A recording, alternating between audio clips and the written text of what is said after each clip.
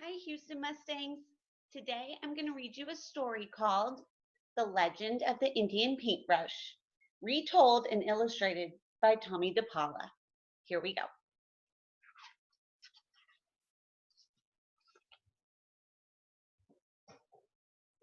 Many years ago, when the people traveled the plains and lived in a circle of teepees, there was a boy who was smaller than the rest of the children in the tribe.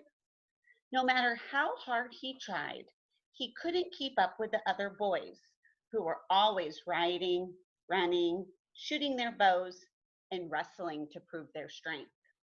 Sometimes his mother and father worried for him.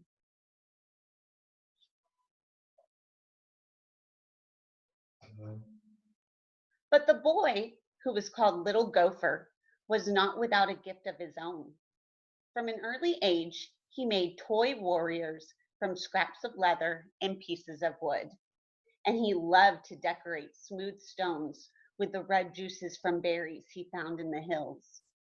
The wise shaman of the tribe understood that Little Gopher had a gift that was special.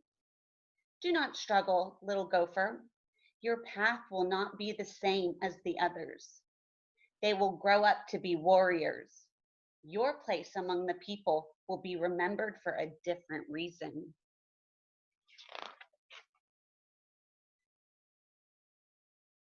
And in a few years, when Little Gopher was older, he went out to the hills alone to think about becoming a man, for this was the custom of the tribe. And it was there that a dream vision came to him. The sky filled with clouds, and out of them came a young Indian maiden and an old grandfather. She carried a rolled up animal skin, and he carried a brush made of fine animal hairs and pots of paints.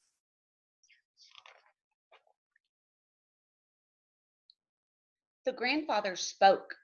My son, these are the tools by which you shall become great among your people. You will paint pictures of the deeds of the warriors and the visions of the shaman, and the people shall see them and remember them forever. The maiden unrolled a pure white buckskin and placed it on the ground. Find a buckskin as white as this, she told him.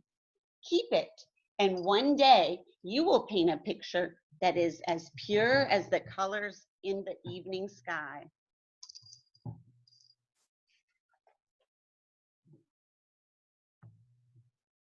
And as she finished speaking, the clouds cleared and a sunset of great beauty filled the sky. Little Gopher looked at the white buckskin, and on it he saw colors as bright and beautiful as those made by the setting sun.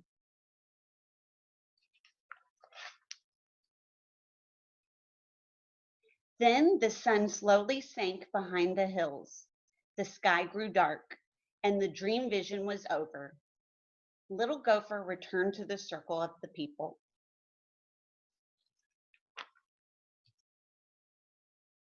The next day, he began to make soft brushes from the hairs of different animals and stiff brushes from the hair of the horses' tails.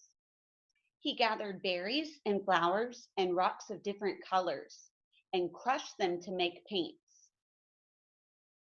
He collected the skins of animals, which the warriors brought home from their hunts. He stretched the skins on wooden frames and pulled them until they were tight. And he began to paint pictures of great hunts, of great deeds, of great dream visions, so that the people would always remember. But even as he painted, Little Gopher sometimes longed to put aside his brushes and ride out with the warriors. But always he remembered his dream vision, and he did not go with them.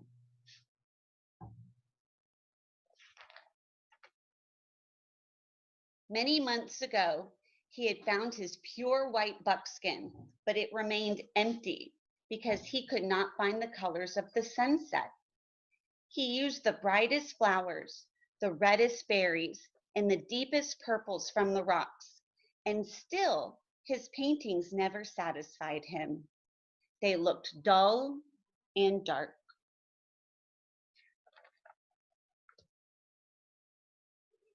He began to go to the top of a hill each evening and look at the colors that filled the sky to try and understand how to make them. He longed to share the beauty of his dream vision with the people. But he never gave up trying, and every morning when he awoke, he took out his brushes and his pots of paints and created the stories of the people with the tools he had.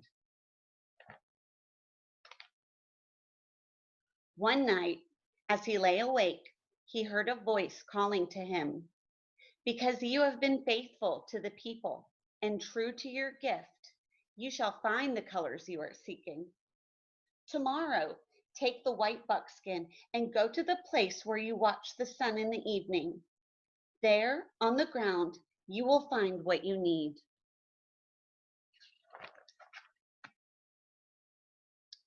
The next evening, as the sun began to go down, Little Gopher put aside his brushes and went to the top of the hill as the colors of the sunset spread across the sky. And there, on the ground all around him, were brushes filled with paint, each one a color of the sunset. Little Gopher began to paint quickly and surely, using one brush, then another.